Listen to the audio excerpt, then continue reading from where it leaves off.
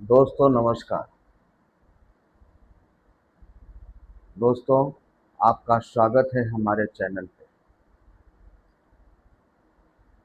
आज हम आपको ये बताना चाहते हैं कि भगवान शिव के नाम स्मरण करने से, नाम जप करने से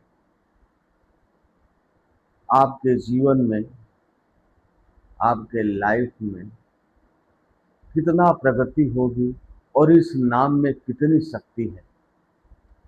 जो महादेव का नाम जाप करते हैं उनका धीरे धीरे सारे कार्य सफल हो जाते हैं। उनका नाम जाप में इतनी शक्ति है,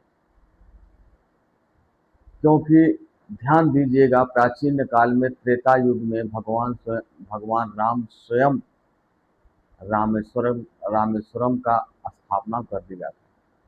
वो स्वयं उनकी पूजा करते थे, भगवान राम। और भगवान भोलेनाथ भी भगवान श्री रामचंद्र जी की पूजा करते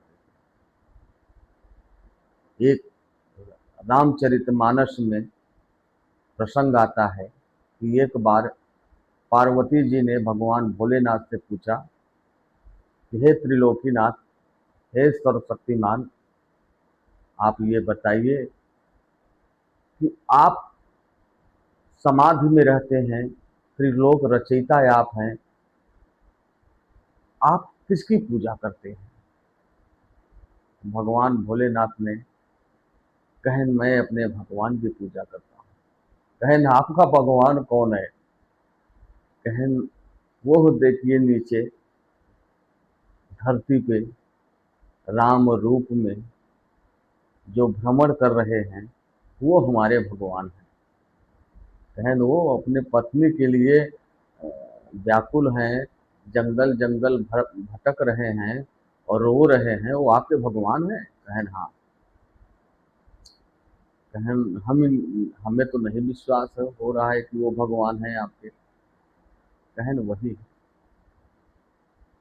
इसके लिए ये बातें सुनकर पार्वती जी को आश्चर्यचकित हो गई। क्या वही भगवान है? तो उन्होंने अपने मन में विचार किया।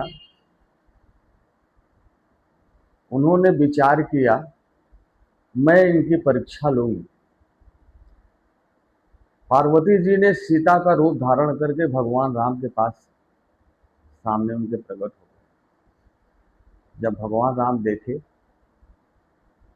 तो उनसे कहें, माता आप अकेले, भगवान शिव आपके साथ में नहीं है?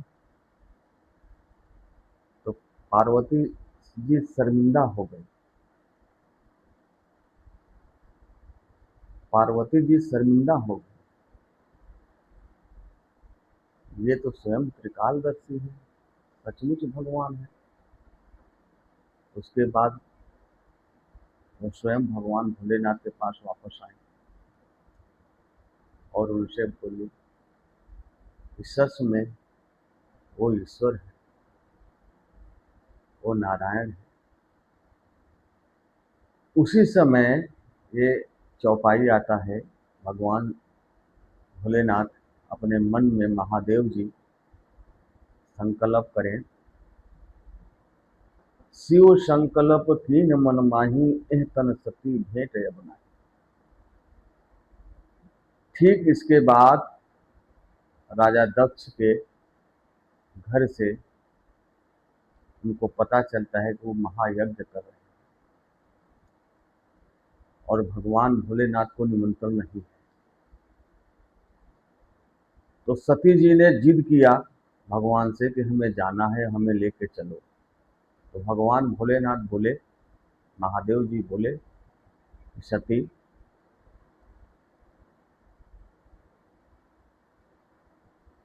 जहां से निमंत्रण ना आया हो, जहां इनवाइट ना किया गया हो, उस स्थान पे, उस जगह नहीं जाना चाहिए। क्योंकि यदि उस स्थान पे आप गए तो आपका अनादर हो जाएगा, आपका सत्कार नहीं होगा, स्वागत नहीं होगा। क्योंकि बिना निमंत्रण के आप गए। परंतु सती जी ने जिद किया और नंदी के साथ में प्रजापति राय दक्ष के घर, अपने पिता के घर पहुंच गए। वहीं उनका अग्नि कुंड में वो समाहित हुई, क्योंकि उनके पति का अपमान हुआ। तो कहने का अर्थ ये है, स्त्रियां ध्यान दें, यदि अपने वेग, क्योंकि संसार में स्त्रियां ही सबसे ताकतवर हैं, सबसे बड़ी शक्ति स्त्रियां ही हैं, नारी ही सबसे बड़ी शक्ति है। क्योंकि नारी से ही ये संसार की उत्पत्ति हुई है, ये संसार नारी से ही निकला हुआ है। और जितना वेग नारी के अंदर होता है उतना पुरुष के अंदर नहीं होता। इसीलिए शिवलिंग पे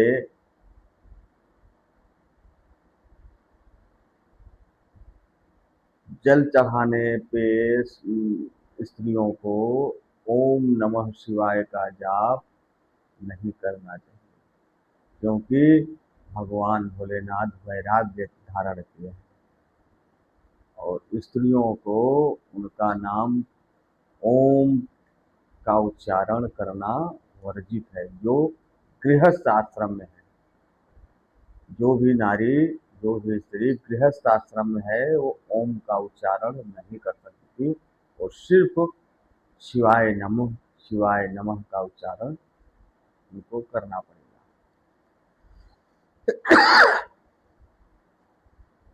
दोस्तों, ये बात हमारी गौर करिएगा, आपके हित का है और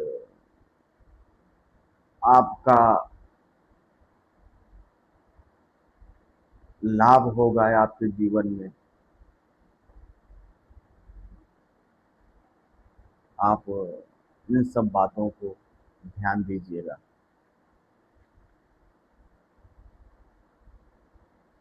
और स्त्रियां को भी, अगर वो शिवालय जा रही हैं तो ओम नमः शिवाय का जाप नहीं करके सिर्फ नमः शिवाय का जाप करें।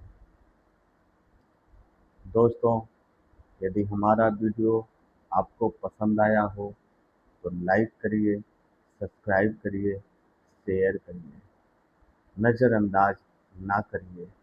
आपका सपोर्ट हमें बहुत ज़रूरत है और हमारा प्रेम आप तक पहुँचे।